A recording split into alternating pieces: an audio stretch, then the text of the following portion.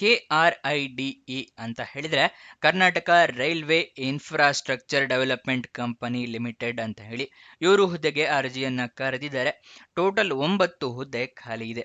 ಉದ್ಯೋಗ ಸ್ಥಳ ಬೆಂಗಳೂರು, ಕರ್ನಾಟಕ.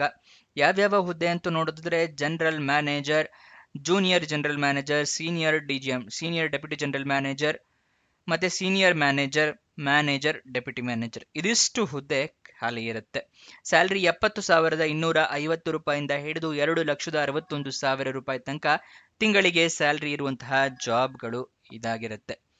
ನೆಕ್ಸ್ಟ್, ಇದರ ಯಾವ್ಯಾವ ಹುದ್ದೆ ಎಷ್ಟೆಷ್ಟು ಖಾಲಿ ಇದೆ ಅನ್ನೋದನ್ನ ತಿಳಿಸ್ಕೊಡ್ತಾ ಇದ್ದೀನಿ, ನೋಡ್ಕೊಳ್ಳಿ. ಮೊದಲನೇದಾಗಿ ಜನರಲ್ ಮ್ಯಾನೇಜರ್ ಹುದ್ದೆ ಎಷ್ಟು ಖಾಲಿ ಇದೆ ಅಂತ ತಿಳ್ಕೊಳ್ಳೋದಾದ್ರೆ 5 ಹುದ್ದೆ ಖಾಲಿ ಇದೆ general manager. Next, junior general manager ಹುದ್ದೆ 1 ಖಾಲಿ ಇದೆ. ಸೀನಿಯರ್ ಡೆಪ್ಯೂಟಿ ಜನರಲ್ ಮ್ಯಾನೇಜರ್ ಅಥವಾ ಸೀನಿಯರ್ ಮ್ಯಾನೇಜರ್ ಹುದ್ದೆ 1 ಖಾಲಿ ಇದೆ. ಮ್ಯಾನೇಜರ್ ಮತ್ತೆ ಡೆಪ್ಯೂಟಿ ಮ್ಯಾನೇಜರ್ ಹುದ್ದೆ 2 ಖಾಲಿ ಇರುತ್ತೆ. ಟೋಟಲ್ 9 ಹುದ್ದೆಗಳು.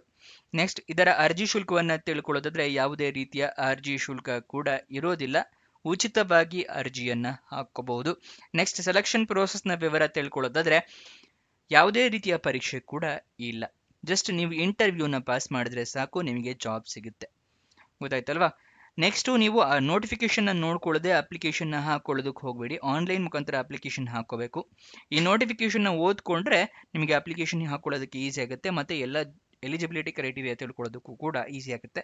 ಒಂದೇ ಒಂದು ಎಲಿಜಿಬಿಲಿಟಿ ಕ್ರೈಟೀರಿಯಾ ಮಿಸ್ ಮಾಡಿದ್ರು ನಿಮ್ಮ ಅಪ್ಲಿಕೇಶನ್ ರಿಜೆಕ್ಟ್ ಆಗುತ್ತೆ. ಅದಕ್ಕೋಸ್ಕರ ಸಂಪೂರ್ಣವಾಗಿ ಓದ್ಕೊಳ್ಳಿ. ಅಪ್ಲಿಕೇಶನ್ ಅಲ್ಲಿ ನಿಮ್ಮ ಇಮೇಲ್ ID, ಮೊಬೈಲ್ ನಂಬರ್ನ ಕರೆಕ್ಟಾಗಿ ಮೆನ್ಷನ್ ಮಾಡಿ. ನಿಮ್ಗೆ ಏನಾದರೂ ಜಾಬ್ ಸಿಕ್ಕರೆ ಇಮೇಲ್ ಅಥವಾ SMS ಮುಖಾಂತರ ಅವರು ತಿಳಿಸ್ಕೊಡ್ತಾರೆ.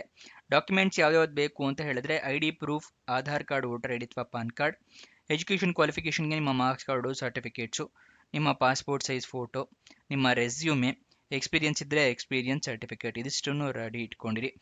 ಆನ್ಲೈನ್ ಅಪ್ಲಿಕೇಶನ್ ಫಿಲಪ್ ಮಾಡೋತ್ತಿಗೆ ಎಲ್ಲ ಡೀಟೇಲ್ಸ್ ಕರೆಕ್ಟ್ ಇದೆಯಾ ಅಂತ 2 ಸಲ ಚೆಕ್ ಮಾಡ್ಕೊಳ್ಳಿ. ಆಮೇಲೆ ಅಪ್ಲಿಕೇಶನ್ನ ಸಬ್ಮಿಟ್ ಮಾಡಿ. ಅಪ್ಲಿಕೇಶನ್ ಸಬ್ಮಿಟ್ ಮಾಡಿ ಆದಮೇಲೆ ಅಪ್ಲಿಕೇಶನ್ ನಂಬರ್ ಏನಾದರೂ ಬಂದರೆ ಅದನ್ನು ಬರೆದಿಟ್ಕೊಳ್ಳಿ. ಅಪ್ಲಿಕೇಶನ್ ಓಪನ್ ಆಗಿ ದಿನಾಂಕ 16 ಜನವರಿ 2026, ಕೊನೆಯ ದಿನಾಂಕ 16 ಫೆಬ್ರವರಿ 2026. ಅಷ್ಟರ ಒಳಗಡೆ ನೀವು ಅರ್ಜಿಯನ್ನು ಹಾಕೋಬೇಕಾಗುತ್ತೆ. ಅಫಿಷಿಯಲ್ ನೋಟಿಫಿಕೇಶನ್ ಡೌನ್ಲೋಡ್ ಮಾಡೋದು ತಿಳಿಸ್ಕೊಡ್ತಾ ಇದ್ದೀನಿ. ಡಿಸ್ಕ್ರಿಪ್ಷನ್ ಮತ್ತು ಕಮೆಂಟ್ ಬಾಕ್ಸ್ನಲ್ಲಿ 2ನೇ ಲಿಂಕನ್ನು ಕ್ಲಿಕ್ ಮಾಡಿದ್ರೆ ಈ KRIDE ಜಾಬ್ ಡೀಟೇಲ್ಸ್ ಓಪನ್ ಆಗುತ್ತೆ. ಅಲ್ಲಿ ಸ್ಕ್ರೋಲ್ ಡೌನ್ ಮಾಡಿ ಫುಲ್ ಕೆಳಗಡೆ ಬನ್ನಿ. ಅಫಿಷಿಯಲ್ ನೋಟಿಫಿಕೇಶನ್ ಅಂತಿದೆಯಲ್ಲ, ಅದರ ಪಕ್ಕದಲ್ಲೇ ಕ್ಲಿಕ್ ಹಿಯರ್ ಅನ್ನೋದನ್ನ ಕ್ಲಿಕ್ ಮಾಡಿ. ನಿಮಗೆ ಇಲ್ಲಿ ನೋಟಿಫಿಕೇಶನ್ ಓಪನ್ ಆಗುತ್ತೆ. ಇಲ್ಲಿ ಸಂಪೂರ್ಣ ಮಾಹಿತಿಯನ್ನು ನೀವು ತಿಳ್ಕೋಬಹುದು. ಇದನ್ನ ತಿಳ್ಕೊಂಡ ನಂತರ ಅರ್ಜಿಯನ್ನ ಹಾಕೊಳ್ಳಿ. ಅದರ ಕೆಳಗಡೆ ಅಪ್ಲೈ ಆನ್ಲೈನ್ ಅಂತಿದೆಯಲ್ಲ, ಅದರ ಪಕ್ಕದಲ್ಲೇ ಕ್ಲಿಕ್ ಹಿಯರ್ ಅನ್ನೋದನ್ನ ಕ್ಲಿಕ್ ಮಾಡಿ. ನಿಮಗೆ ಅಪ್ಲಿಕೇಶನ್ ಓಪನ್ ಆಗುತ್ತೆ, ನೀವು ಅಲ್ಲಿಂದ ಅಪ್ಲೈ ಮಾಡಬಹುದು. ಅಫಿಷಿಯಲ್ ವೆಬ್ಸೈಟ್ ಅಡ್ರೆಸ್ KRIDE.in, ಇದು ಅಫಿಷಿಯಲ್ ವೆಬ್ಸೈಟ್ನ ಅಡ್ರೆಸ್ ಆಗಿರುತ್ತೆ.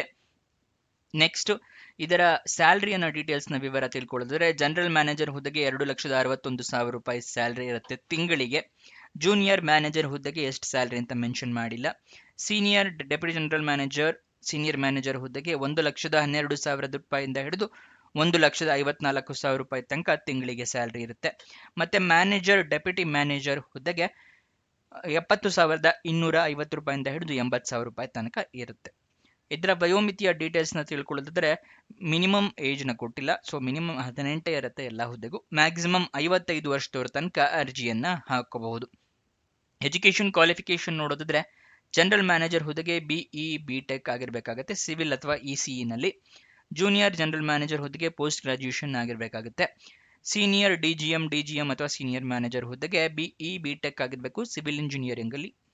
ನೆಕ್ಸ್ಟ್, ಮ್ಯಾನೇಜರ್ ಅಥವಾ ಡೆಪ್ಯೂಟಿ ಮ್ಯಾನೇಜರ್ ಹುದ್ದೆಗೆ BE BTech ಸಿವಿಲ್ ಇಂಜಿನಿಯರಿಂಗ್ ಅಲ್ಲಿ ಆಗಿರಬೇಕು, ಅಥವಾ ME MTech ಆಗಿರಬೇಕು, ಅಥವಾ ಮಾಸ್ಟರ್ ಡಿಗ್ರಿಯನ್ನು ಕಂಪ್ಲೀಟ್ ಮಾಡಿರಬೇಕಾಗತ್ತೆ. ಇದಿಷ್ಟು ಈ ಜಾಬ್ನ ವಿವರ. ಕೊನೆ ತನಕ ನೋಡಿದ್ದಕ್ಕೆ ಧನ್ಯವಾದ. ಲೈಕ್ ಬಟನ್ ಇನ್ನೂ ಪ್ರೆಸ್ ಮಾಡಿಲ್ಲ ಅಂದ್ರೆ ಅದನ್ನ ಪ್ರೆಸ್ ಮಾಡಿ. ಇನ್ನೊಂದು ಜಾಬ್ ವಿಡಿಯೋ ಜೊತೆ ಸಿಗೋಣ. ಬಾಯ್ ಬಾಯ್.